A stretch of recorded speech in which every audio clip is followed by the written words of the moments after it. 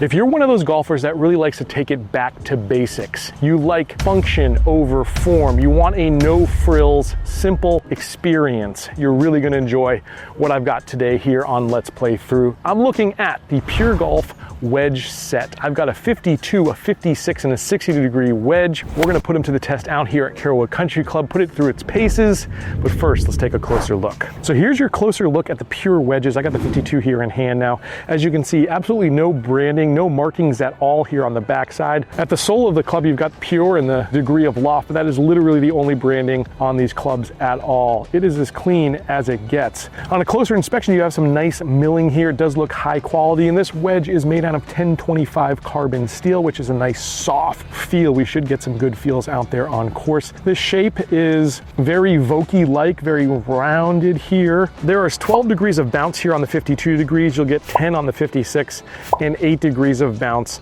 on the 60-degree wedge. That $299 for a three-piece set, basically $100 per wedge. It's kind of right in the middle. At the top end, you've got the big manufacturers offering wedges for like $190 or just under $200. And at the low end, you've got cast wedges you can pick up for $60 to $80 on Amazon or other DTC makers. So I think we're right in the middle here, but you're getting a premium product in this 1025 carbon. So it's time to take these ones out on course and see how they perform. All right, I'm 80 yards out here, 54-degree wedge in hand. Let's see if we can knock a few tight. See what kind of check we get. Man, really good feeling off this club face. You get the forged feel out of it, and it's buttery for sure.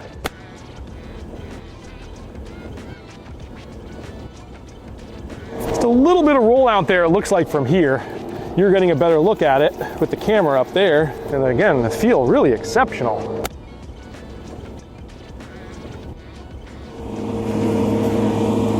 I need to test this on the launch monitor. I'd say it's probably a little lower than my gamers in terms of spin, but it is still wet out here.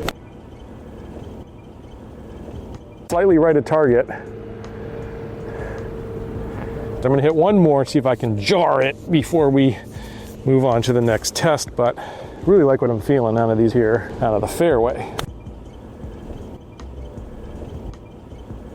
Distance control really good, and obviously consistency here with this wedge, excellent. All these balls here show, so pretty happy with the results. Let's move on to the next test. All right, so we're gonna go off the green here into the Bermuda with the 60-degree wedge. This is kind of a touchy shot, especially if you're not used to playing Bermuda. You need the club to slide through.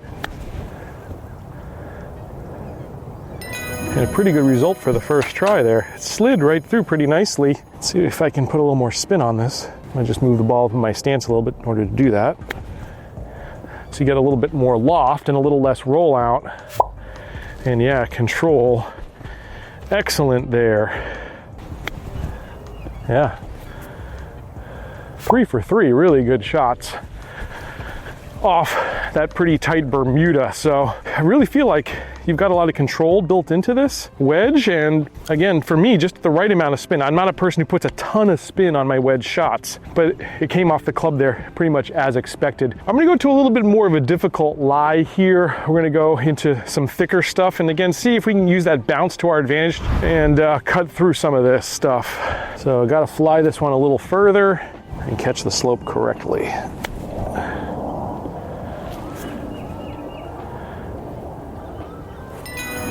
Good start there. Oop, hit behind that one. Still gotta put a good strike on it. Got it right there as well. Get in. Ooh. So far so good. I'm doing what I want to do. And again, I'm getting just the right amount, at least for my game, the right amount of spin that I expect. I've been playing Vokey wedges for a while. I've now switched to the Cleveland RTZ wedges, and this one's right up there with the big dogs in terms of feel, weight, spin, and all the stuff you need out of a wedge. Let's head into the bunker now and see how this thing does out of the sand. All right, actually kind of a tricky bunker shot here because there's not a lot of green to work with, so we got to get the weight of this shot right. I'm going to stick with the 60-degree wedge here because I want to fly it up in the air and hopefully have it land softly. With this 60, I don't need to open it up too much, but we're gonna open it up a little bit more and see if we can cut right underneath of it. See how this does getting through this tight packed sand. Yeah. Slid right underneath there pretty nicely. Not a ton of bounce on this for a 60-degree wedge, which I like, because again, I can kind of control it a little bit better that way. But I would say definitely a club for maybe the better players. Not going to be quite as forgiving as a club that has a little bit more bounce to it. I left that one out to the right, but again, distance control, that was about perfect. Just need to adjust my line here. In this open stance, the ball tends to want to push out to the right a little bit. And again, gets right through that sand very nicely. On this next test, we're gonna go for a little bit of a longer pitch shot. We'll take out the 52. With these shots, when I've got a little bit more distance, I like to keep them low and kind of run them in. Let's see if we can get the weight of it correct. The 52-degree wedge is not something I generally carry in my bag. I usually have a 50 and a 54. And this is right in between there, but it should make this nice low bump and run shot. Should be about perfect.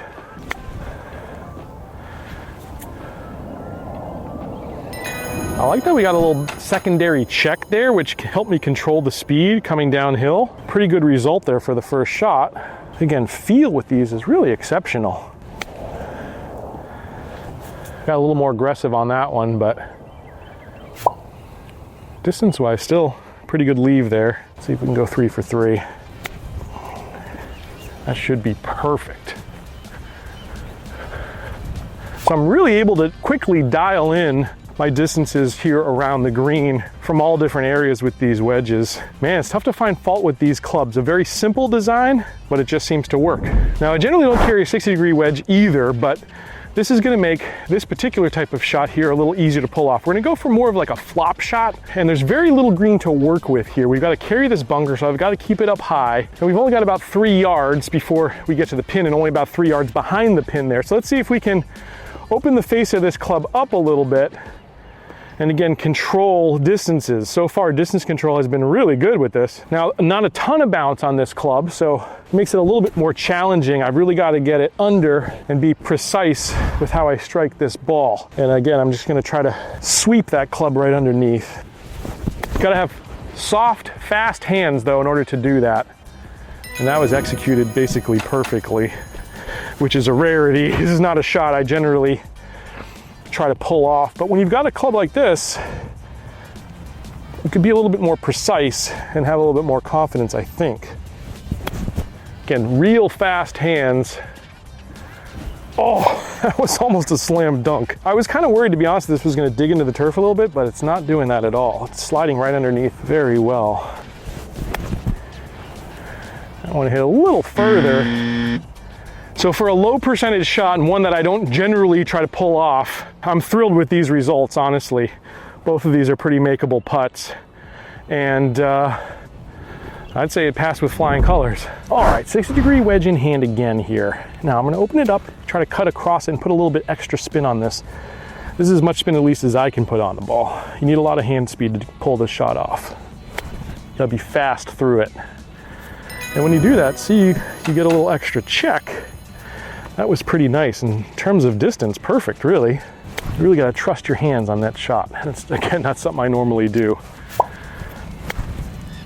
But that looked good. So, nice checkup here onto these Pure wedges. Let's go to the next test. Now, as I mentioned, I think these wedges are best suited for the better players out there. So, I really wanna go to the extremes. This is one of the hardest shots, for me at least. I think it's one of the hardest shots in golf, where I'm in the second cut here in this Bermuda, which is a little scruffy, and to take a putter out, it's very hard to judge speed because I got to get through the apron and then onto the green, and it's also downhill here. All right, so I'm short-sighted, not a lot of green to work with. Let's see if we can use these wedges like the pros do and really control distance on a tough, tricky shot. Now, in order to hit this shot, I'm going to open it up and I'm going to kind of cut across the ball here. I'm just going to hopefully just drip it up over the apron onto the green, like so. Oh, it almost went in. That slid right underneath.